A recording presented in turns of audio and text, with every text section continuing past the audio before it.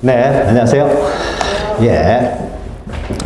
여러분, 이제, 지난주에, 이제, 전체적인 과목을 한번 돌았죠? 돌아보면은, 다 생소해요. 그렇죠? 처음 보시면은 생소하고, 배워야 될 내용이 적지 않습니다. 적지 않지만은, 꾸준히 하시면은요, 또 다 합격하실 수 있으니까 잘 따라오시면 됩니다. 자, 우리가 지난 시간에 우리가 공시법이 어떻게 구성되어 있는지 구조에 대해서 봤죠? 우리가 지금 부동산 공시법이고, 공시법이. 그래서 우리가 공시법 그러면은 크게 두 가지가 있었죠? 토지의 표시, 그다음에 소유자를 지적공부에 등록하여 공시하는 이제 지적제도를 규율하는 공간정보의 구축 및 관리 등에 관한 법률. 근데 법의 이름이 너무 길다 보니까 단순히 우리가 지적법이라고 했고요. 그다음에 부동산의 표시와 그 권리관계를 등기부에 등기하여 공시하는 제도를 규율하는 부동산 등기법 둘로 구성되어 있다. 그래서 우리 공시법 시간에는 결국 하는 것은요, 여러분이 공인중개사가 되신 다음에 중개를 위해서 반드시 볼 줄 알아야 되는 두 개의 장부, 지적공부와 등기부 보는 법을 다룬다라고 했죠. 그래서 우리가 지난 시간에 또 지적공부의 대표적인 토지대장에 대해서 자세히 좀 살펴봤고, 그리고 또 지적도 임야도 이런 것도 좀 봤고요. 그 다음에 등기부 어떻게 생겼는지도 좀 보았죠. 그럼 이때 지적공부하고 등기부 중에는 토지가 있고 권리가 있으니까 지적공부가 먼저 만들어진다고 했죠. 그래서 제1편이 이제 지적법이 나오고요. 제2편이 이제 등기법으로 돼 있어요. 그래서 먼저 1편 이제 지적법부터 이제 오늘부터 합니다. 자, 그런데 오늘 이제 지적법부터 하게 되는데, 우리 이제, 이 시간부터는 기본서가 나왔으니까 이제 기본서를 가지고 이제 준비를 합니다. 이제 수업을 진행하게 되는데, 이 기본서가 보니까요, 공시법이 300페이지가 안 돼요. 굉장히 얇죠. 아마 시중에 나와 있는 기본서 중에서 가장 얇을 거예요. 그것은 제가 이제 그 기본서를 쓰는 과정에서요, 첫 주에도 지난주에도 말씀드렸지만은 가장 공부 안 하는 과목이 공시법이라고 했어요. 다른 거 다 치워내면은 결국 맨 나중에 하는 것이 공시법이다니까 가장 공부를 안 해요. 근데 그 책이 두께마저 두꺼우면 더 공부하기 싫겠죠. 자, 그래서 최대한 좀 살을 빼가지고요, 얇게 만들려고 했어요. 그래서 300페이지가 안 되게 만들었는데, 그래서 양이 적다고 해서 시험 문제 여기서 오늘 빠지는 게 많으냐? 그렇지는 않아요. 아주 지엽적으로 나오는 것들이 있어요. 그러니까 우리가 어디서 도대체 낸 건가 이렇게 궁금할 정도로 지엽적인 내용이 나오는데, 그런 것들은요, 시험 문제에 거의 틀리라고 나오는 내용들이니까 그런 것들은 좀 다소 배제를 했어요. 어차피 그런 것들은 500페이지 되는 기본서를 본다고 해서 맞추라는 보장도 없는 거예요. 그러니까 그런 것들은 빼고 우리가 시험 문제에 맞출 수 있고 공부할 수 있는 범위, 그래서 그것을 중점적으로 집어넣었고요. 그래서 한두 문제 정도는 안 나올 수도 있어요, 이 책에서. 근데 그 한두 문제를 제외하고는 대부분이 다 이 안에서 출제가 되는 것이니까 그 한두 문제는 그냥 버리면 되는 것이고요. 그래서 우리가 감당할 수 있는 양으로, 감당할 수 있는, 이제 공부할 수 있는 양으로 해서요, 합리적으로 이렇게 구성을 해서 300페이지 안쪽으로 했어요. 그리고 우리가 공부를 하다 보면 한 번만 보고 끝나는 게 아니죠. 여러 번 반복을 해야 되는데, 책이 두꺼우면 한 번 보기도 힘들고 두 번, 세 번 반복하기도 힘들잖아요. 그래서 책이 300페이지 넘지 않으니까 한 번 보고 두 번 보고 세 번 보는 것도 우리가 좀 수월하게 할 수 있도록, 그래서 여러 번 반복할 수 있도록요, 책을 좀 되도록이면 얇게 만들었어요. 자, 그리고 이 기본서를 가지고요, 이제 우리가 3번을 봅니다. 우리 입문 강의 시간에 한번 보고요, 1, 2월의 기본 강의도 기본서를 가지고 진행을 해요. 3, 4월 심화 강의도 기본서를 가지고 진행해요. 그래서 우리가 수업만 가지고 이걸 한 3번 보는 거예요. 그래서 양이 그렇게 많지는 않으니까요, 우리가 충분히 이렇게 볼 수가 있고요. 자, 그러면 3번을 보게 되는데, 그러면은 한 3번 정도 보면 기본서에 있는 내용이 거의 다 알게 되는 거죠. 그러면 우리가 보통 1월부터 본격적인 시험 준비를 하는 강의가 진행되기 때문에 그때는 거의 전체 내용을 다 보게 돼요. 그 다음에 이제 3, 4월에는 전체 내용을 다시 복습하면서 1, 2월에 하기에는 좀 부담스러운 거 몇 가지만 빼고 다 1, 2월에 하니까 그 부담됐던 내용을 좀 추가하고요. 그 다음에 1, 2월에 했던 것을 그대로 3, 4월에 반복을 합니다. 그러니까 3, 4월에는 1, 2월에 했던 거 1, 2월에 안 했던 걸 또 새롭게 하고 하는 게 아니라 복습을 하면서 다시 좀 더 들어갈 거예요. 그러면 이제 11월, 12월에는요, 우리가 지금 처음 접하기 때문에 기본서의 내용을 전부 다 하진 않고요. 처음부터까지 공시법이 처음과 끝이 과연 어떻게 구성되어 있고 그 흐름을 좀 볼 거고요. 그 중간중간에 꼭 알아야 될 것, 우리가 기본 강의를 준비하기 위해서 반드시 지금 기초적으로 알아야 될 개념들이라든지 중요한 내용들, 그런 것들 중심으로 해서 한번 볼 거예요. 그래서 기초 강의 지금 시간에는요, 넘어가는 부분들이 좀 있을 거예요. 꼭 이 시간에 알아야 될 것 중심으로 가장 중요하고 핵심적인 것들 중심으로만 진행을 할 겁니다. 그래서 되도록이면은 여러분들이 기초 강의고 하다 보니까요, 부담 없이, 그러니까 여러분이 지금 현재 상태에서 이해할 수 있는 범위, 딱 거기까지 할 거고, 1월 들어가면, 이걸 기초로 해서 1월에 들어가면요, 1월에 좀 부담이 더 적으니까, 그때는 좀 더 늘려가고, 그 다음 늘려가고, 되도록이면은 수업 안에서요, 따로 공부 안 하시고도 수업 안에서 모든 걸 해결할 수 있도록, 수업 안에서 다 복습도 하고, 계속 하도록 진행할 거예요. 공시법 공부할 시간이 많지 않으니까 공시법은 수업 안에서 모든 걸 해결한다, 이렇게 생각하시면 됩니다. 자, 그러면 이제 제1편 공간정보의 구축 및 관리 등에 관한 법률이 먼저 나오는 거죠. 그래서 책을 넘기면요, 자, 부동산 등기법 해서 1페이지에 이제 공간정보의 구축 및 관리 등에 관한 법률이 나오고요. 자, 넘기시면 2페이지에 공간정보의 구축 및 관리 등에 관한 법률 전체적인 내용이 이제 한눈에 그려져 있는데 총 5개 장으로 되어 있죠. 2페이지 보시면 2페이지, 3페이지에 걸쳐서 있는데 총 5개 장으로 구성되어 있는데 1장에서는 시험 문제가 안 나와요. 그러니까 2장, 3장, 4장, 5장에서만 시험 문제가 나오고, 그 다음에 이 4개 장이 골고루 나와요. 골고루 나오니까 이제 전체적으로 공부를 하셔야 되는데, 다만 넘기시면 이제 4페이지요. 제1장에 있는 내용은 시험 문제는 안 나오지만 개념들이 나오기 때문에 가볍게 보시면 돼요. 어차피 주요 개념들은 뒤에서 다시 본문 2장, 3장 하다 보면 다시 똑같은 내용이 나오니까 그때 하기로 하고, 여기서는 굉장히 가볍게 보시면 됩니다. 그래서 먼저 지적의 개념부터 나오죠. 지적. 우리가 지적제도를 규율하는 법이 지적법, 즉 공간정보의 구축 및 관리 등에 관한 법률이다라고 했을 때 개념. 근데 개념은 우리가 첫 시간에 대충 했어요. 개념이 시험 문제에 나오진 않기 때문에 개념들은 가볍게 보시면 됩니다. 자, 지적이라는 것은 우리가 지적 공부에 등록한 척 공시한다는 거죠. 그러면은 무엇을 등록하느냐? 토지의 표시. 그럼 우리가 토지의 표시 그러면은 지난 시간에 했던 6가지가 있었는데요. 지금 안 외워도 돼요. 그냥 기억만 나시면 됩니다. 자, 토지의 소재, 지번, 지목, 면적, 경계, 좌표. 이 6가지를 토지의 표시라고 하고요. 토지의 표시와 그다음에 과세 등을 위해서 소유자도 등록을 한다라고 했어요. 토지의 표시와 소유자를 이 지적 공부에, 그러면 지적 공부는 이제 토지대장, 임야대장, 뭐 지적도, 임야도 이런 걸 말해요. 여기에 등록하여 이제 공시하는 제도다.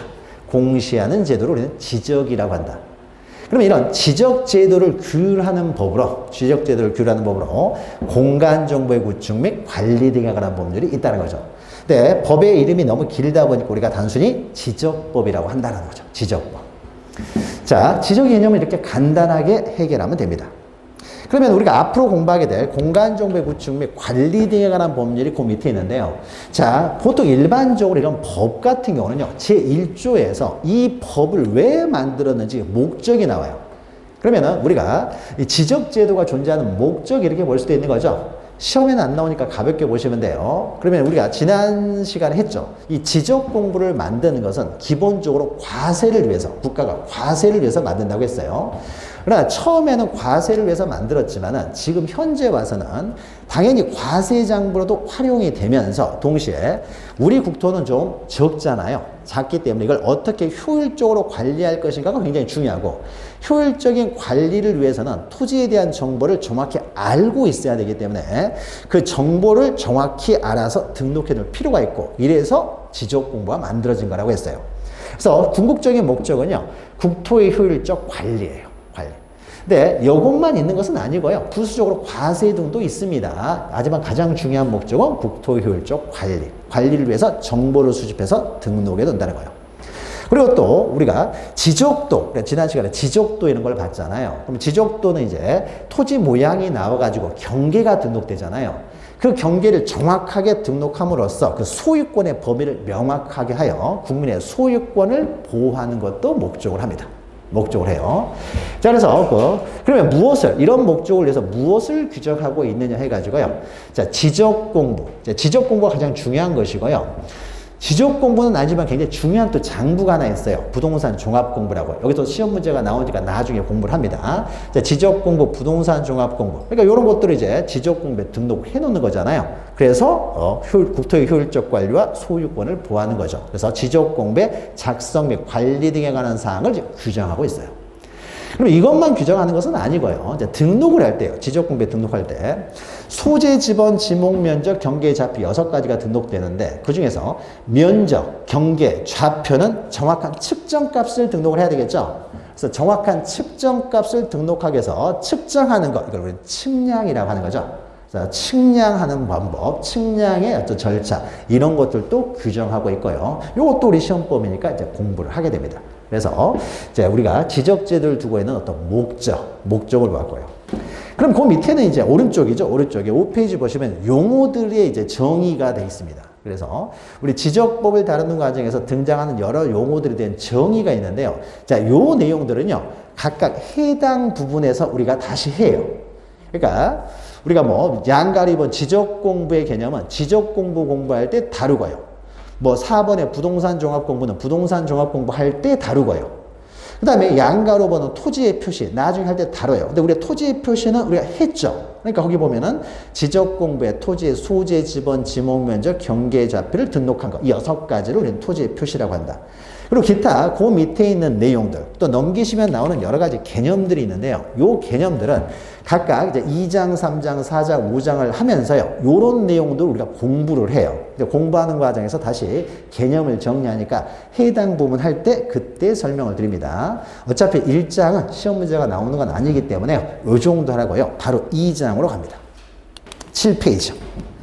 토지의 등록. 여기서부터 이제 시험 문제가 나와요. 그리고 2장이 지적법의 가장 기초가 되고 기본이 되는 부분이에요. 그래서 2장은 잘 알아야 됩니다.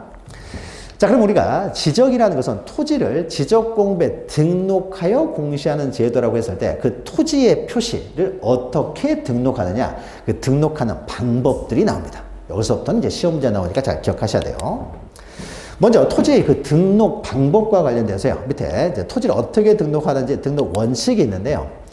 우리 양가로 1번에 지적 국정주의, 양가로 2번에 직권 등록주 있는데 제목이 중요한 게 아니에요. 제목이 시험 문제에 나오는 것이 아니라 그 밑에 있는 내용이 시험 문제가 나와요. 내용. 그 내용에 시험 문제가 몇 번 나왔으니까 그 내용을 먼저 보시죠. 먼저 지적 국정주의 밑에 이렇게 돼 있죠. 자, 국토교통부 장관은 모든 토지에 대해서 필지별로 소재, 지번, 지목, 면적, 경계, 좌표 등을 조사 측량하여 지적 공부에 등록해야 된다. 이게 이제 가장 기본적인 이제 내용이 됩니다. 자, 그러면 지적 공부에 등록한다라고 했을 때요. 이 지적 공부의 등록은 과연 누가 하느냐라는 겁니다. 누가 하느냐. 그러면 우리가 권리관계의 최종적인 결정은 법원이라고 했죠. 그러면 이 소재, 지번, 지목, 면적, 경계, 좌표니까 이건 토지의 표시죠. 토지의 표시에 대한 최종 결정권자는요. 국토교통부 장관이에요. 국토교통부 장관. 그래서 국토교통부 장관. 이것을 기억하셔야 돼요. 주어. 국토교통부 장관이 등록한다라는 거죠. 그러면 등록을 할 때는요, 전국의 모든 필지를 모든 토지를 다 등록하는 거예요. 그러니까 우리가 지적 공부를 두고 있는 이유는 과세만을 목적으로 하는 게 아니에요. 과세만을 목적으로 하면 국유지는 과세를 하지 않을 테니까 국유지는 등록할 필요가 없겠죠. 그런데 우리가 앞에서 보았죠. 지적법을 두고 있는 이유는 과세 목적에서 끝나는 것이 아니라 국토 효율적인 관리예요. 그러면은 국유지가 됐든 공유지가 됐든 사유지가 됐든 모든 정보, 국유지도 관리해야 될 거 아니에요. 그러니까 모든 토지에 대한 정보를 알고 있어야 그 전체적으로 관리 계획을 수립할 수가 있기 때문에 반드시 사유지만 등록하는 것이 아니라 전국의 모든 토지예요. 국유지건 공유지건 사유지건 모든 토지를 다 등록한다. 그리고 이 토지를 세는 단위를 필지라고 해요. 한 필지, 두 필지. 그래서 전국에는요. 지금 현재 한 3,500만 필지 정도가 있어요. 그러면 그 3,500만 필지들 다 하나하나 필지별로 씁니까? 토지의 표시를 등록한다. 그럼 이때 등록을 할 때는요, 정확하게 등록이 돼야 정확한 이용 계획을 수립할 수가 있겠죠. 관리를 하겠죠. 그래서 정확하게 등록하기 위해서요, 등록하기 전에 정말로 토지 표시가 이게 맞는지에 대해서 다 조사를 해요. 틀리면 안 되니까 조사를 하고요. 더 나아가서 이때 면적 경계 좌표는 정확한 측정값을 등록해야 되지, 저 면적 대충 한 100제곱미터 되고 이네 이렇게 해서 등록하는 거 아니겠죠. 정확하게 등록하기 위해서 면적 경계 좌표는 측량까지 해서 정확하게 실질적으로 다 심사해서 등록을 한다는 거예요. 요 문장 가끔씩 나오니까 좀 기억하시면 돼요. 국토교통부 장관이 등록한다는 거죠. 자, 그럼 이제 이 다음부터가 이제 문제예요. 자, 국토교통부 장관이 다 등록을 했어요. 그러면 했으면 거기서 모든 게 끝나느냐? 그게 아니라 전국에 한 3,500만 필지 정도가 있다고 했는데 그 토지들에요, 지목들이 바뀔 수 있죠. 과수원에서 전으로 바뀌어요. 밭으로 바뀐다든지 이렇게 지목들이 바뀔 수가 있어요. 또 토지를 분할이나 합병 등을 하게 되면, 뒤에서 분할 합병은 다릅니다, 면적에 또 변경이 생길 수도 있어요.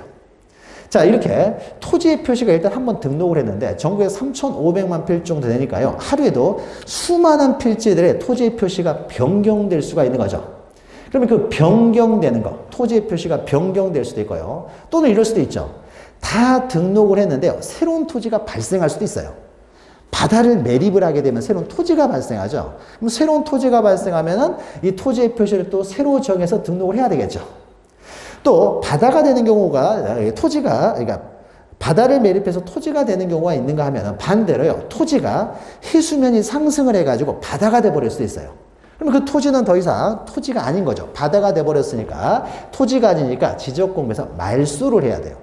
그러면은 다 등록한 이후에요, 그 이후에 이 토지의 표시를요, 토지의 표시가 필지들마다 어떤 것들은 변경될 수도 있고요, 또는 새롭게 등장을 했을 때는 새로이 정해야 될 수도 있고요, 아니면 토지가 바다가 되면 말소해야 될 수도 있습니다. 말소해야 될 수도 있는 거죠. 그러면 이 토지의 표시를 새로 정하거나 변경, 말소하는 현상을요, 우리는 토지의 이동이라고 해요. 그러니까 토지의 이동 그러면 한자가요, 다르게 바뀌었다라는 거예요. 다르게 움직였다라는 의미예요. 그러면 이런 말이 민법에서도 비슷한 말이 있죠. 권리가 발생, 변경, 소멸되는 현상을 권리의 변동이라고 해요. 그러니까 권리에 대해서는 변동이라는 단어를 사용하기 때문에 토지의 표시도 똑같이 변동이라고 사용을 해버리면 혼동이 생길 수 있으니까 이 토지의 표시를 새로 정하고 변경, 말소하는 것은 변동이라는 단어를 사용하지 않고 이동이라는 단어를 사용해요. 토지의 이동. 변동과 비슷한 말인데 약간 좀 차이 있죠. 이건 토지의 표시를 대상으로 하니까 토지의 표시를 새로 정하고 변경, 말소하는 것을 토지의 이동이라고 한다. 그러면 하루에도 수백, 수천, 수만의 토지들이 토지의 이동이 발생을 할 수가 있어요. 그러면 그 토지의 이동이 발생할 때마다 국토교통부 장관이 일일이 그것을 다시 또 정리를 하려고 하면 국토교통부 장관이 업무가 너무 가중이 되겠죠. 그래서 처음에는 국토교통부 장관이 다 등록을 하지만요, 그 이후에 개별 필지들에 대한 토지 이동이 발생하게 되면 이때는 국토교통부 장관이 직접 하는 것이 아니라 국토교통부 장관이 그 하위 행정기관에 위임을 해요. 위임을 해가지고 시장군수구청장에게 위임을 합니다. 그래서 너희 시, 너희 군, 너희 구에 있는 토지들의 토지 이동이 발생하면은 너 시장, 군수, 구청장 니들이 결정해서 정리하도록 해요. 국토교통부 장관이 다 하기가 힘드니까. 그러니까 자기 관할구역에 내 있는 것들은 시장, 군수, 구청장이 너희들이 정리하도록 합니다. 이렇게 위임을 해요. 그래서 토지 이동이 발생하면요, 그때는 시장, 군수, 구청장이요, 이런 내용들을 결정해서 정리하도록 합니다.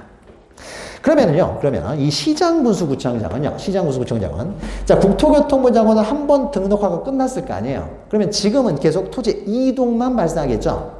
처음에 전체를 다 등록해버렸으니까 이제 끝나고 이 사람 할 일은 그 이후에는 토지 이동만 계속 발생하겠죠. 그러면 토지의 이동은 시장, 군수, 구청장이 결정을 하기 때문에요, 실질적으로 지금 어떻습니까? 시장, 군수, 구청장이 이 지적 공부를 다 관리하는 사람이 돼요. 그래서 이 시장, 군수, 구청장을 지적소관청이라고 합니다. 지적소관청. 그 그림은 안 그리셔도 돼요. 그림은 밑에 다 설명이 돼 있어요. 그래서 그림은 안 그리셔도 되고요. 그림은 이 그림들을 여기다 집어넣으면은 또 부피가 너무 커지고 정말 중요한 내용이 또 이렇게 안 보일 수가 있어가지고요. 그림만을 위해서 따로 교재를 만들어서요. 아마 내년 1월에는 그림 공시법 해가지고 그림들만 따로 제가 칠판에 그리는 모든 그림은요. 거기에 다 기록이 돼 있어요. 됐으니까 지금은 가볍게 그냥 듣고 꼭 고개만 끄덕이면 돼요. 이해만 하시면 됩니다. 그래서 이때 시장군수구청장을요. 지적소관청이라고 해요. 지적소관청. 그러면은 이 시장군수구청장 관련돼서 하나만 좀 기억하시면은 구별해야 될 개념이 있기 때문에요. 한 장을 앞으로 올리면은요. 5페이지 보시면요. 용어의 정의해가지고 지적소관청이라는 말이 나와요. 지적소관청. 자, 그러면은 보통 우리가 시장군수구청장을 지적소관청이라고 하는데요. 이 시장하고 구청장이 또 헷갈릴 수가 있어요. 예를 들면은요, 우리가 시장군수구청장 했을 때요.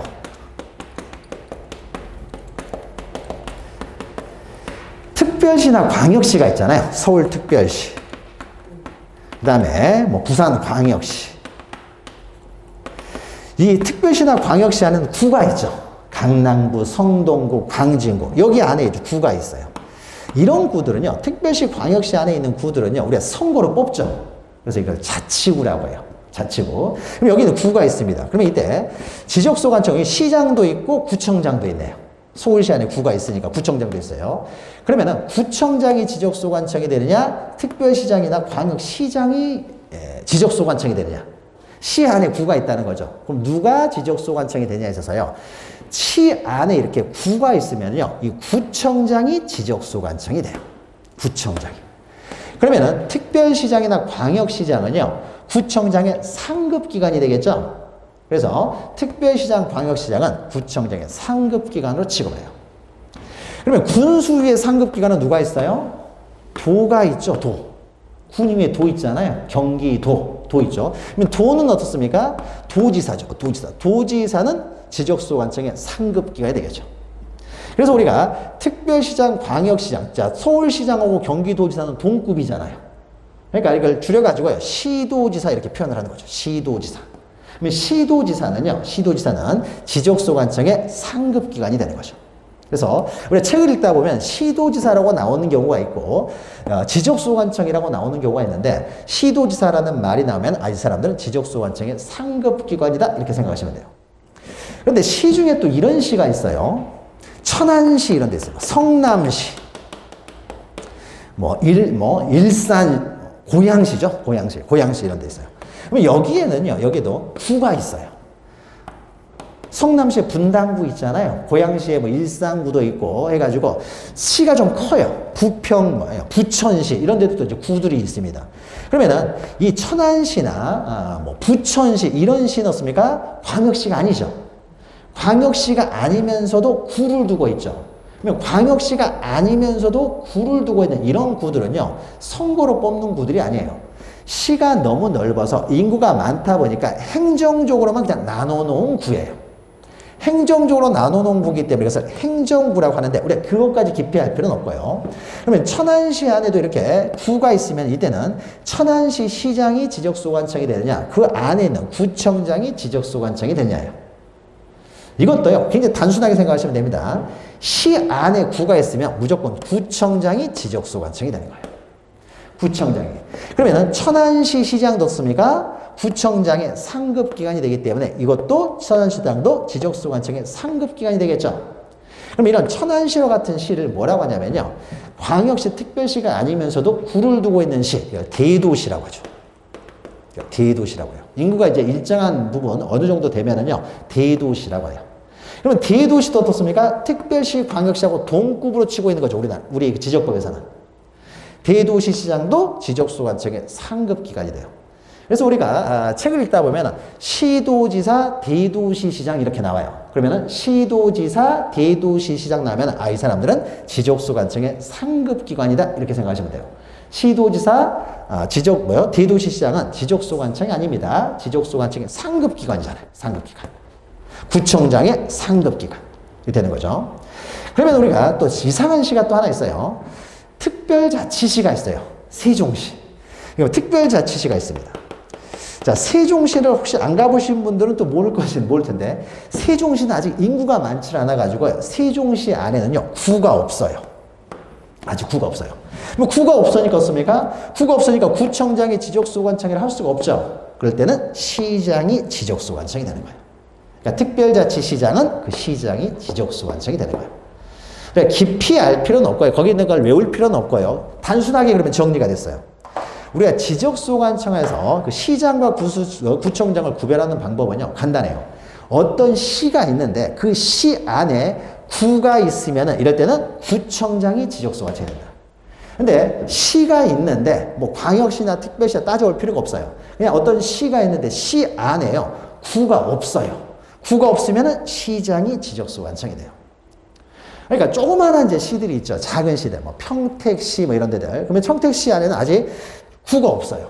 구가 없으니까 시장이 지적소관청. 근데 시 안에 이렇게 구가 있으면은 구청장이 지적소관청. 그러면은 그 시장은 구청장의 상급기관, 상급기관이 된다. 지적소관청의 상급기관이 된다. 이렇게 정리하시면 돼요. 그러니까 구별은 간단해요. 그냥 시 안에 구가 있으면 구청장이 지적소관청. 어떤 시냐 따져볼 필요도 없고요. 시 안에 구가 없으면 시 안에 구가 없으면 시장이 지적소관청. 구가 있으면 구청장이 지적소관청입니다. 자, 그런데 그러면은 이제 지적소관청의 시장구수구청장이요, 자기 관내에 있는 것들은 자기들이 직접 조사해가지고 결정하여 등록하라고 했는데, 그러면 이때 시장구수구청장도요, 하루에 수도 없이 많은 필지들이 이렇게 변경이 돼가지고 토지 이동이 발생하는데, 그때요, 계속 관내를 돌아다니면서 이걸 관찰하고 있을 수는 없잖아요. 자, 그래서요, 지적소관청의 결정함에 있어서도요, 내 토지에 지목이 바뀌었다. 제일 먼저 아는 사람은 누구예요? 그 토지 소유자가 되겠죠. 그래서 가장 먼저 아는 사람이 토지 소유자이기 때문에 그 사람들에게요, 신청 의무를 부과를 해요. 그래서 토지 소유자들의 신청을 받아서 결정을 합니다. 그럼 빨리빨리 정확하게 될 테니까. 근데 토지 소유자가요, 이런 토지 이동 이런 걸 몰라요. 신청해야 될 줄을 모를 수도 있는 거죠. 그러면 정확히 등록이 안 되는 문제가 생기니까요. 그래서 원칙적으로는 신청을 받아서 하지만은 신청이 없다고 하더라도요, 지적소관청에서는 1년에 한 번씩 계획을 수립해요. 조사 계획을. 그래서 자기 관내에 있는 그 토지들을요, 일괄적으로 쫙 조사를 합니다. 조사를 해가지고 지적소관청이 직권으로도 결정할 수가 있습니다. 원칙은 신청이지만 예외적으로 직권을 할 수 있다. 방금 설명했던 내용이요, 여러분 책 7페이지요. 양가로 2엔 직권 등록주의라고 나와 있는 거기 세 줄로 되어 있는 거 있죠? 거기에 있는 거예요. 그러니까 요 두 줄하고 요거하고요, 밑에 있는 문장, 요 두 문장이요, 가끔 시험 문제가 나와요. 그러니까 요걸 기억하시면 돼요. 그러니까 밑에 있는 문장을 읽어보죠. 그러니까 자, 지적공부에 등록하는 지번, 지목, 면적, 경계 좌표는요, 자, 토지 이동이죠. 토지 이동. 토지 이동이 있을 때. 만약에 토지 이동 자리에요, 토지 이용 이런 말 나오면 다 틀린 편이에요. 우리는 토지 이용은 다루지 않고 현재 그 상태를 그대로 등록하는 것을 목적으로 해요. 그럼 이 토지를 어떻게 이용할 것이냐의 문제는 여러분이 부동산 공법, 국토유계획 및 이용에 관한 법률 시간에 하는 거예요. 그러니까 이용 문제는 국계법에서 하는 것이고요. 우리는 이동만을 다룹니다. 그럼 토지 이동이 있으면 원칙은 뭐예요? 토지 소유자의 신청을 받아서 누가 결정해요? 이제 지적소관청이 드디어 등장을 하는 거예요. 지적소관청이 결정한다. 다만 신청할 줄 몰라서요, 신청을 못했다라고 했을 경우에도 지적소관청에서는 1년에 한 번씩 조사 계획을 세워서 직권으로 결정할 수가 있다는 거죠. 요거 두 문장 기억하시면 돼요. 근데 여기서요, 약간 좀 특징이 있어요. 요 위에 있는 거하고 밑에 문장하고 좀 특징이 있는 것이에요. 자, 위에 국토교통부 장관이 정하는 토지의 표시에는요, 6가지가 있었어요. 근데 여기에 지적소관청이 결정하는 것에는요, 뭐가 하나 빠져 있어요? 소재가 빠져 있죠, 소재. 숨은 글씨 찾기. 소재가 빠져 있어요. 이거는 모르고 하나 빼버렸느냐? 그게 아니에요. 소재가 빠져 있어요. 그럼 우리가 소재라고 하는 것은요, 동이름이나 리이름을 말하는 거죠. 행정구역, 소재는 동이나 리를 말해요. 그럼 만약에 동이름, 리이름도 지적소관청에 만약에 결정할 수 있으면요, 전국의 시군구는 뭐 수백 개가 있잖아요. 근데 그 사람들이 다 자기 나름대로 동이름, 리이름을 적다 보면은요, 전국에 또 똑같은 이름의 똑같은 이름의 리가 너무 많이 생길 수가 있는 거죠. 그럼 전국에 동이름, 리이름이 동일한 게 너무 많이 있으면은 혼란이 생길 수가 있잖아요. 그래서 되도록이면 전국에 동일한 동이름, 동일한 리이름은 없는 게 좋은 거죠. 자, 그래서 이 소재, 동이름, 리이름은요, 지적소관청이 정하지를 못해요.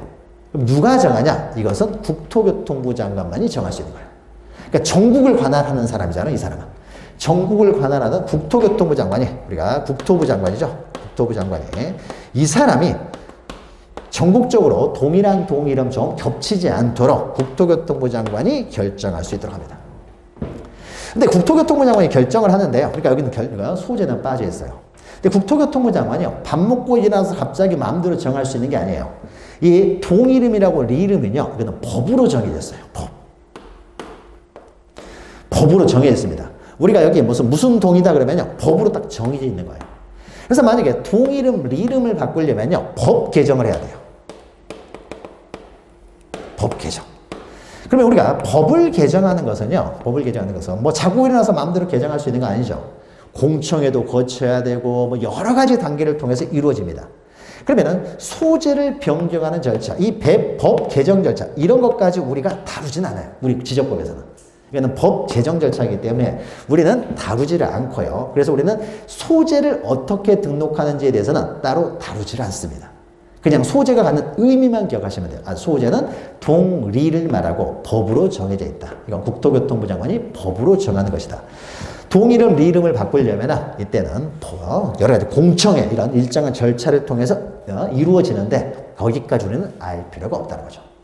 그러면 우리가 지적소관청이 결정하는 것은요, 이 5가지이기 때문에 5가지를 이제 등록하는 방법들을 공부하게 되는데, 그때 마지막에 좌표가 있어요, 좌표. 이 좌표는 굉장히 수학적인 어떤 그 수치로 나타나는 좌표인데, 이건 굉장히 기술적이고 전문적인 내용이니까 우리 공인중개사가 이 좌표를 어떻게 등록하는 것까지는 우리 알 필요는 없어요. 자, 그래서 좌표는요, 어떻게 등록하는지 방법은 알 필요는 없고요. 좌표가 갖는 의미만 기억하시면 돼요. 나중에 우리가 오늘 이제 한 3번째 시간에요, 좌표가 갖는 의미를 설명할 거예요. 그래서 그 정도만 기억하시면 되고요. 어떻게 등록하는지까지는 알 필요 없어요. 그러면은 우리 토지의 등록 방법 관련돼서는요, 요 4가지, 지번, 지목, 면적, 경계, 이 4가지 등록하는 방법을 공부를 합니다. 그러면 시험 문제는 우리가 2장, 이 4가지 등록하는 방법을 하는데요, 지번에서 보통 한 문제가 나와요. 보통 한 문제가 나오는데 33회 때 오랬죠. 안 나왔어요. 작년에도 안 나왔어요. 그러니까 2년 연속 안 나온 적이 없어요. 그러니까 10번 시험을 보면요, 그중에 9번은 나오던 것이었는데 연속해서 2번 안 나왔으니까 올해는 꼭 나온다고 봐야 돼요. 지목에서는 보통 한두 문제가 나옵니다. 한두 문제. 보통 2문제가 나오는데 한 문제가 나올 때도 있고요. 면적과 경계 등록 방법에서 여기서 이제 합쳐서 이제 번갈아 가면서 한 문제 정도가 나와요. 그렇습니까? 한 서너 문제가 나오는 굉장히 중요한 내용을 다루게 돼요. 자, 그러면은 지금부터 이제 서너 문제를 다루는 이제 중요한 문제를 이제 다뤄보죠. 자, 그럼 먼저 그래서 넘기시면은 8페이지 보시면요, 토지의 등록 절차에서 원칙은 신청에서 이루어지지만 예외적으로 직권에 의해서 이루어진다라고 했을 때, 그 밑에는 직권에 의해서 등록하는 절차가 나와 있는데, 요것은 이제 좀 세부적인 내용이니까 이건 넘어가고요. 큰 흐름만 좀 기억하시면 돼요. 신청 또는 직권에 의해서 이루어진다 정도 기억하시면 되고. 그러면 바로 이제 오른쪽으로 하게 되면요, 이제 구체적으로 지번, 지목, 면적, 경계 이제 등록 방법들을 다루게 돼요. 4가지 등록 사항에 대한 등록 방법. 그래서 소재가 안 나오고 지번부터 시작을 하는 거죠. 지번부터. 자, 그러면 지번의 이제 개념부터 한번 보죠. 지번. 자, 내가 살고 있는 곳이요, 자양동 100번지다. 그건 왜 그래요? 지적 공부에 100번지라고 등록이 돼 있으니까 100번지가 되는 거예요. 그렇죠? 1004번지다. 지적 공부에 1004번지로 등록이 돼 있으니까 1004번지가 되는 거예요. 자, 지번의 개념 간단하죠. 지적 공부에 등록되는 그 번호. 지번. 우리가 지난 시간에 잠깐 했죠. 토지마다 이 토지와 저 토지를 구별하기 위해서 토지마다 번호를 붙여놨다고 했죠. 그래서 그 번호들을 이제 지적 공부에 등록을 했겠죠. 그래서 지적 공부에 등록된 그 번호를 지번이라고 한다. 간단하죠. 그럼 지번은 어떻게 구성되어 있느냐에 있어서요. 자, 지번은 아라비아 숫자로 표기를 하잖아요. 그래서 우리가 지번을 보면은 어떤 거는 24번지, 뭐 30번지. 근데 가끔씩 이런 것도 있어요. 30에 2번지 이런 것도 있고. 어떤 거는 산 7번지. 어떤 거 그렇습니까? 산 뭐 10에 1번지 이런 것도 있죠. 우리가 지난 시간에 잠깐 설명드렸죠, 이거. 그래서 우리의 지적 공부가 토지대장 지적도 임야대장 임야도로 이원화되어 있다고 했잖아요. 이원화되어 있으니까 이 대장을 구분하는 표시로서요. 임야대장 임야도에 등록된 토지는 앞에 산자를 붙인다고 했죠. 그래서 임야대장 임야도에 등록된 토지는 숫자 앞에 산자를 붙인다. 자, 이것은 임야이기 때문에 붙이는 게 아니에요. 임야이기 때문에 임야에는 산자를 붙인다 해버리면 틀립니다. 보통 임야대장 임야도에는요, 임야가 등록되지만 임야가 아닌 것이 등록되는 경우도 있고요. 또 임야 중에서는요, 일정한 임야, 도시 안에 있는 임야들은요, 토지대장 지적도에 등록되어 있는 것도 있어요. 그러니까 이것은 산자는요, 이 임야냐 아니냐를 구별하는 표시가 아니라 대장을 구분하는 표시예요. 이것이 토지대장 지적도에 등록되어 있느냐, 임야대장 임야도에 등록되어 있느냐, 대장을 구분하는 표시예요. 그래서 산 7번지로 되어 있으면 어떻습니까? 산 7번지로 되어 있으면 이것이 반드시 임야가 아닐 수도 있어요. 그러나 이 토지에 대한 정보를 보려면 토지대장 지적도를 보지 말고 임야대장 임야도를 보라는 소리죠. 그러니까 의미를 잘 기억하셔야 돼요. 그래서 대장을 구분하는 표시다는 거죠. 대장을. 그래서 숫자 앞에 산자를 붙인다. 이때도 산자를 붙이는 것이지 임야대장 임야도에 등록됐다고 해서 임자를 붙이는 게 아니에요. 이런 게 시험 문제 나와요. 말을 조금 바꿔가지고. 예전에 한번 이렇게도 나온 적이 있어요. 숫자 뒤에 산자를 붙인다. 숫자 앞에 붙이죠. 산 7번지 그랬지 7산 이렇게 하지 않잖아요. 그러니까 말을 조금씩 바꿔서 나오기 때문에 이런 것들이 이제 함정만 안 빠지면요. 지적 보면 굉장히 쉽습니다. 숫자 앞에 산자를 붙인다는 거죠. 그 다음에 지번이라는 것이 이런 것들이 있는 거죠. 이렇게.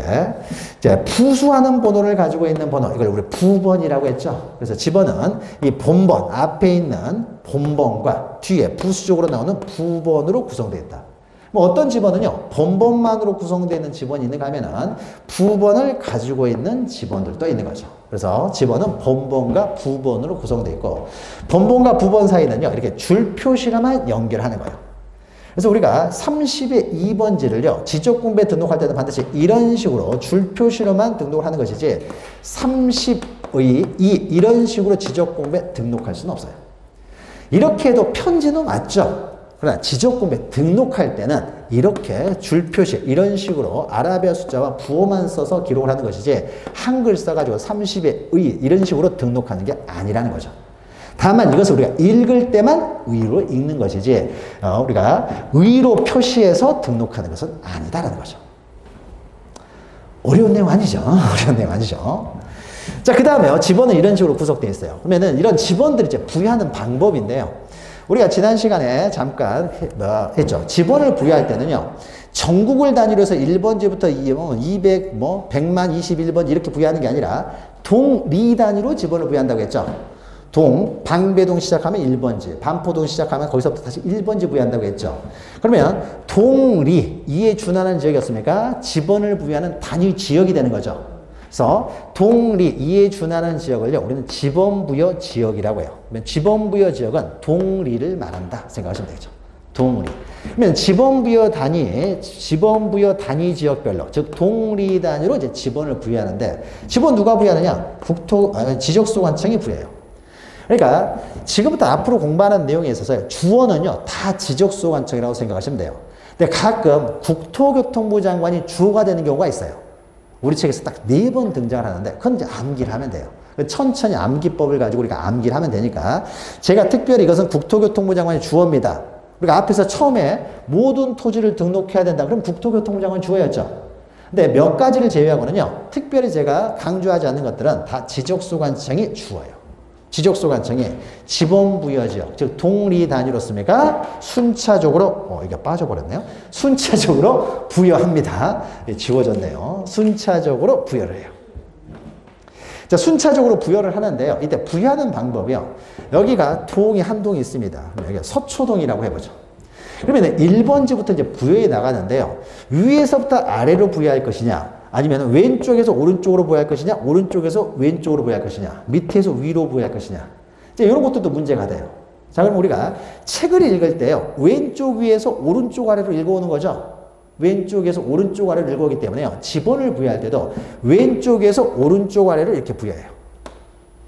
그러니까 왼쪽이니까 어떻습니까? 북서쪽이 되겠죠. 북서쪽. 그래서 북서에서 시작해서요, 남동으로 이제 순차적으로 부여합니다. 즉, 북서에서 남동으로 부여한다. 그럼 넘기시면요. 그림이 하나 있어요. 어떻게 부여하는지. 자, 지번부여 지역이 동리를 말하는 거고요. 그림이 있죠? 10페이지 보시면은 지번부여 지역은 동리를 말하는 것이고 지번을 부여할 때 왼쪽 위에서 오른쪽 아래로 부여한다. 책을 읽을 때 우리가 이렇게 읽어가니까 그러니까 왼쪽이 북서에서 남동으로 부여한다. 이것도 말을 바꿔서 나와요. 뭐 북동에서 남서로 해버리면 틀린 것이 되겠죠. 다 이런 것들이요. 시험 문제로 실제로 출제됐던 내용들입니다. 그래서 북서에서 남동으로. 어렵지 않죠.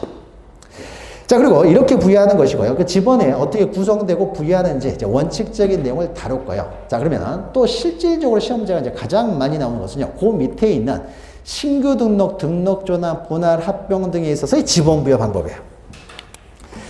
자, 그러면 신규 등록할 때 지번 부여 방법을 보죠. 자, 우리가 신규 등록에 대해서는요. 우리가 신규 등록이 뭐였어요? 최초에 등록하는 걸 신규 등록이라고 했죠. 지적분배 최초에 등록하는 걸 신규 등록이에요. 그럼 신규 등록을 할 때 과연 지번을 어떻게 부여할 것이냐라는 겁니다. 그러면 등록 전환 우리가 안 배웠기 때문에요. 등록 전환도 신규 등록하는 방법과 동일하게 부여를 하는데 등록 전환 안 배웠으니까 해당 부분을 설명할 때 그때 설명을 드릴 것이고요. 그럼 여기서는 신규 등록을 할 때 지번을 어떻게 부여하는지 지번 부여 방법을 한번 보죠. 자, 여기에 양촌이라는 곳이 있어요. 양촌이는 전원일기에 나오는 곳인데 만약 여기가 섬마을이라고 해보죠. 이게 양촌이 전체예요. 여기는 다 바다예요.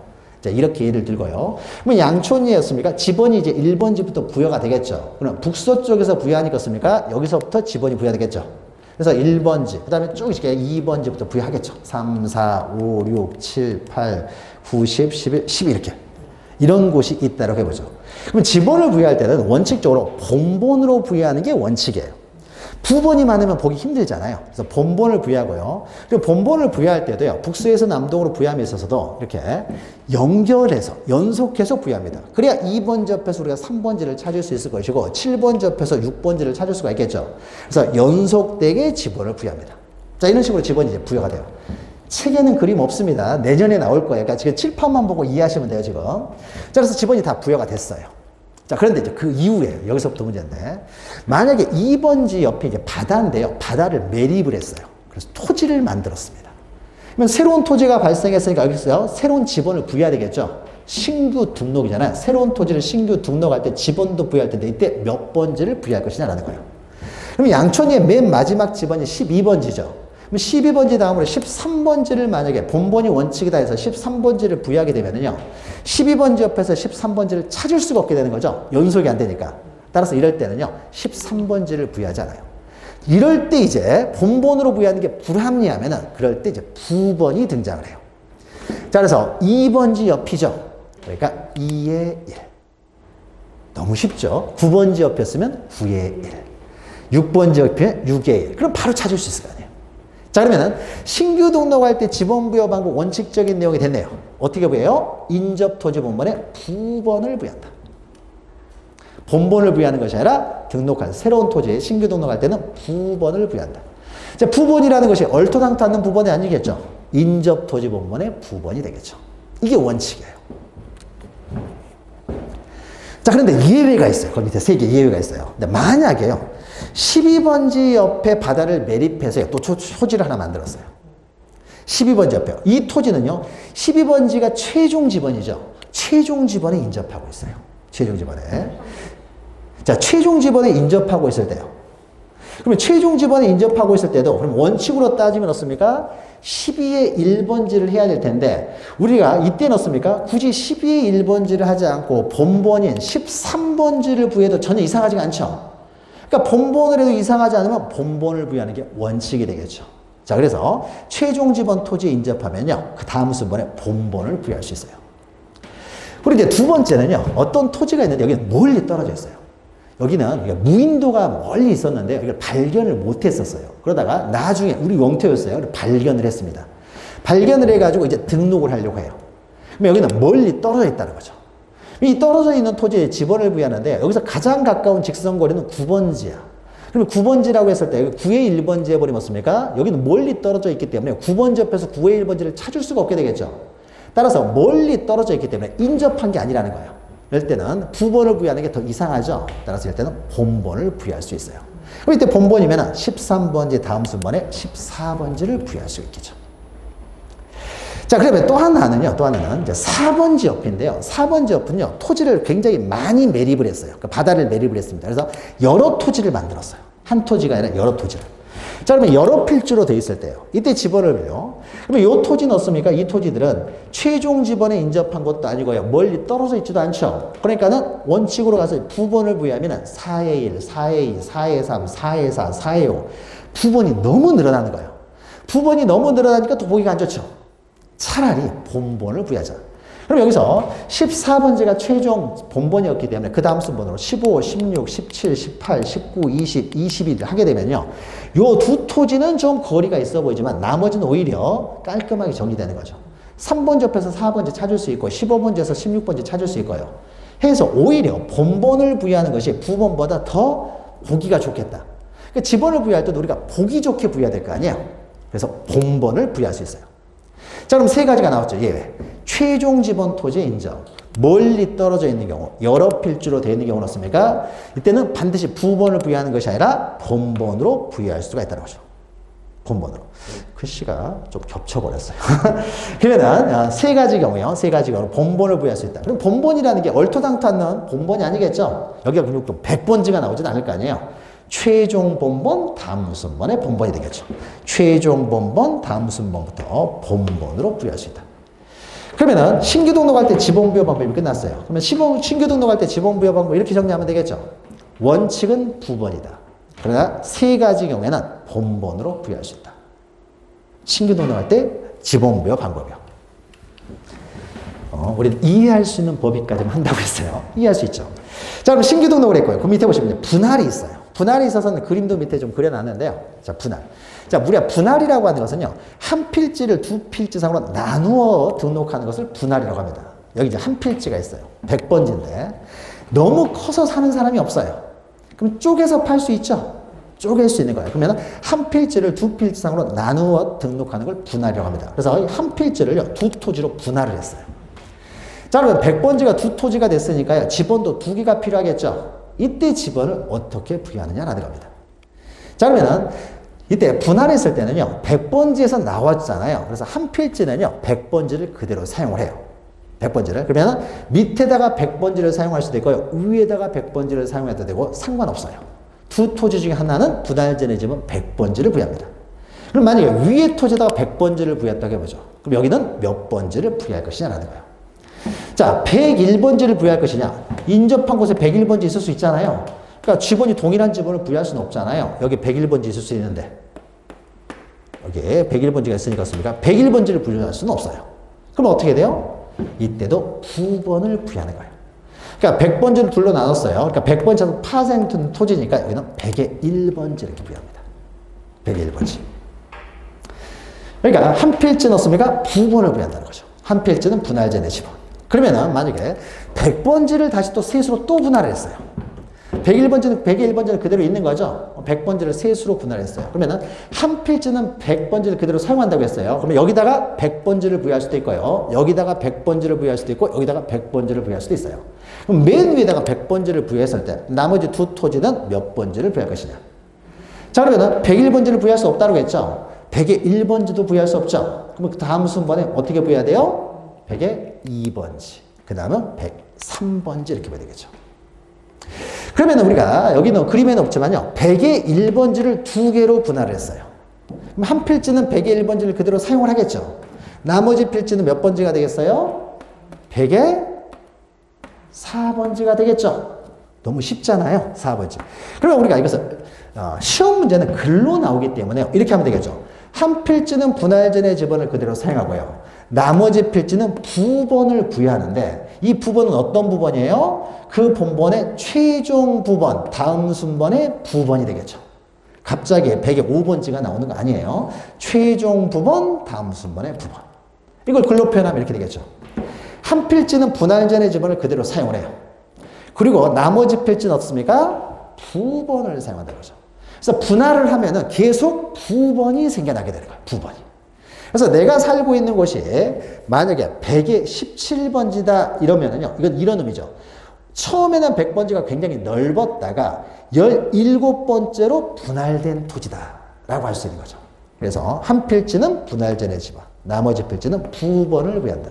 부번이면 어떤 부번이에요? 앞에 수식어는 우리가 알 수 있는 거죠. 그 본번의 최종 부번, 다음 순번의 부번이 되겠죠. 최종 부번, 다음 순번의 부번. 그래서 분할할 때마다 부번이 발생을 한다. 라는 거 기억하시면 되죠. 근데 여기는요, 하나의 예외가 있습니다. 그 예외. 자, 저 200번지가 있어요. 200번지가 있는데, 여기는요, 건축물이 하나 있습니다. 오른쪽에. 이 건축물이 하나 있어요. 200번지로 되어 있는 필지를요, 세 필지로 분할을 해요. 자, 분할할 때 이제 지번이 3개가 필요하겠죠. 그럼 우리가 요거 할 때요. 자, 한 필지, 어디다 분할 전에 지번을 부여할 것인지가 자유로웠죠. 자, 자유로우니까요, 똑같이요. 맨 왼쪽에다 200번지를 부여했다고 해보죠. 한 필지는 분할 전에 지번이니까요. 그 다음에 그러면 어떻습니까? 나머지는 200의 1, 200의 2가 되겠죠.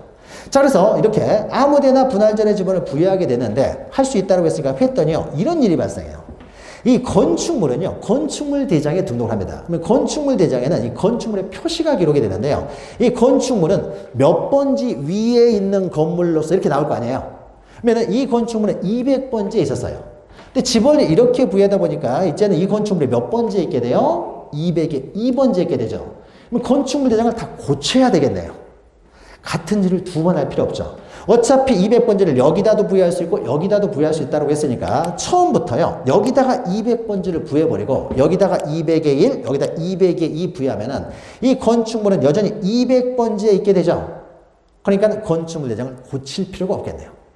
그러니까 한 필지는 분할 전에 지번을 부여하는데 어디다 부여해도 상관이 없었어요. 그런데 만약에 이렇게 건축물이 있는 토지를 분할할 때는요, 일을 두 번 하지 말자. 어차피 어디다 부여해도 된다고 하면은 건축물이 있는 경우는 반드시 건축물이 있는 필지에 분할 전의 지번을 우선하여 부여하도록 합니다. 그래야 어떻습니까? 일을 두 번 할 필요가 없고 안정이 될 테니까. 그래서 예외 있죠. 그래서 만약에 분할되는 필지에 건축물이 있어요. 그러면 건축물이 있는 필지에는요, 분할 전의 지번을 우선하여 부여하라는 거예요. 건축물이 없으면 아무렇게나 해도 돼요. 분할 전의 지번을 어디다 부여해도 상관없지만 건축물이 있을 경우에는 건축물이 있는 토지에 분할 전의 지번을 우선하여 부여하고 나머지 필지에 부번을 부여하라는 거예요. 여기에 대한 하나의 예외가 되는 거죠. 이것도 이해되죠? 이거 간단해요. 자, 분할에 있어서의 지번 부여 방법을 보았어요. 자, 그러면은 오른쪽에 이제 합병을 보죠. 합병까지만 하고 보시죠. 합병. 재밌으니까 합병까지만 하죠. 합병은 분할의 반대예요. 합병은요, 두 필지 이상을 한 필지로 합하여 등록하는 것을 말합니다. 합치는 거예요. 이게 이제 합병이에요. 그럼 만약에 예를 들면은요, 여기도 밑에도 그림이 있으니까 보죠. 요 네 필지를요, 한 필지로 합합니다. 너무 작아서 사는 사람이 없으면 합쳐서 팔 수도 있는 거잖아요. 그래서 한 필지로 합쳐요. 이게 합병이에요. 그러면 네 필지를 한 필지로 만들었기 때문에 지번도 하나가 필요하죠. 이때 지번을 뭐로 부여할 것이냐. 그럼 여기서 100, 101, 102, 103에서 4개를 합병했으니까 분할하고 유사하게 해서 넷 중에 아무거나 선택해서 하나를 부여할 수 있느냐? 그게 아니에요. 합병은요, 임의적이잖아요. 선택할 수 있는 것이 아니라 선순위 지번을 부여합니다. 그러니까 이때는요, 103번지를 부여해서는 안 되고요. 반드시 100번지를 부여해야 돼요. 그러면 또 이제 보죠. 자, 요 네 토지를 합병을 합니다. 근데 요 네 토지는요, 본번으로만 되어 있는 것이 아니라 다 부번이 돼 있어요. 부번을 가지고 있어요. 자, 그러면은 선순위 지번을 부여해야 된다고 하니까요, 선순위를 찾아야 되겠죠. 그러면 본번이 빠른 걸 고르겠습니까? 부번이 빠른 걸 고르겠습니까?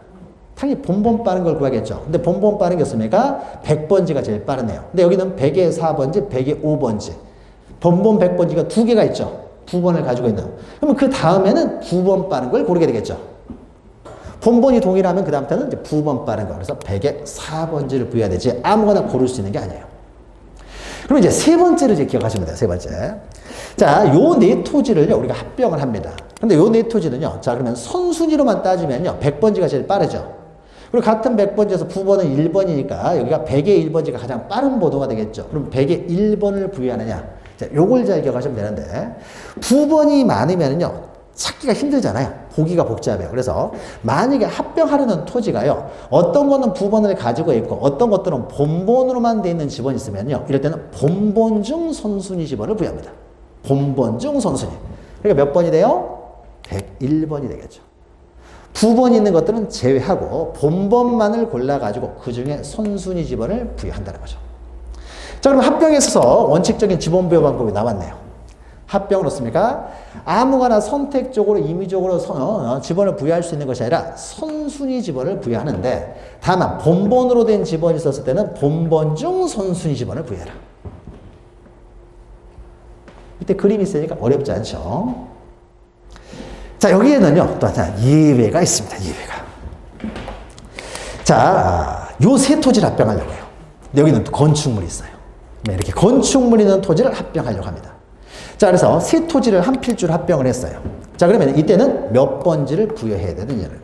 이제 분할과 구별해야 돼요. 분할에 있어서는 분할 전의 필지를 어디다 부여하든지 자유로웠어요. 원칙적으로 자유로웠는데 건축물이 있는 토지에 우선하여 부여하라는 거죠. 어차피 아무데나 부여해도 된다면 건축물이 있는 토지에 우선 부여하라는 거예요. 근데 합병은 어떻습니까? 아무거나 부여할 수 있는 것이 아니라 원칙이 선순위 지번이 돼버린다는 거죠. 그러니까 원칙이 선순위이기 때문에 원칙적으로는 건축물이 있건 없건 간에요 200번째 선순위 지번을 부여합니다. 분할과는 좀 달라요. 선순위 지번을 부여해요. 자, 그런데 이렇게 하다 보니까 이런 문제가 발생하죠. 이 건축물이 202번지에 있다가 이제 200번지로 바뀌어버리는 거죠. 그러니까 건축물 대장을 다 고쳐야 돼요. 혼돈이 생길 수 있는 거죠. 자, 그래서 토지 소유자가, 이게 원칙인데 토지 소유자가 선순위 지번을 부여하는 건 안겠다. 그런데 건축물이 202번지에 있으니까 합병 후의 토지의 지번을 202번지로 해주면 안 되겠습니까? 라고 신청을 하면 그때는 건축물에 있는 토지의 지번을 합병 후의 지번으로 부여하는 거예요. 그러면 신청이 없으면 어떻게 돼요? 원칙으로 가버리겠다는 거죠. 신청이 없으면 원칙으로 와서 선순위 지번을 부여하는데 신청을 하면은 그때 비로소 건축물에 있는 필지의 지번인 202번지를 합병 후의 지번으로 부여합니다. 그래서 건축물에 있는 지번을 합병 후의 지번으로 부여하기 위해서 합병은 신청을 필요로 했어요. 근데 분할은 신청이라는 말이 없었죠. 어차피 분할은 임의적이었으니까. 그러니까 이왕이면은 건축물 있는 쪽에 우선하여 부여하라는 것이고요. 여기는 원칙이 선순위 지번이다 보니까 건축물 있는 지번에 합병 후의 지번으로 부여하기 위해서는 신청이 필요하다는 거죠. 이렇게 구별하시는데요. 자, 그러면 합병까지요. 굉장히 우리가 이해할 수 있는 범위까지 했고요. 그 밑에요. 도시개발 사업 등이 완료됨에 따른 지적 확정 측량 실시 지역에서 지번 부여 방법인데 이거 굉장히 복잡해요. 복잡하기 때문에 우리가 지금 하기에는 감당이 좀 넘어갈 수 있으니까 1월에 들어가서 하도록 할게요. 자, 그래서 지번 어렵지 않죠. 그래서 천천히 그냥 설명 듣고 따라오면요. 일단 이해가 돼야 돼요. 일단 들려야 책을 보고 우리가 읽을 수가 있죠. 들리지 않으면 읽을 수가 없으니까 일단 자꾸 듣고 그 다음에 이해하고 하시면 됩니다. 자, 지번은 여기까지 하고요. 잠시 쉬었다가요. 한 장을 넘기시면 13페이지부터 이제 지목이 나와요. 지목 부분 잠시 쉬었다가 이어가도록 하겠습니다.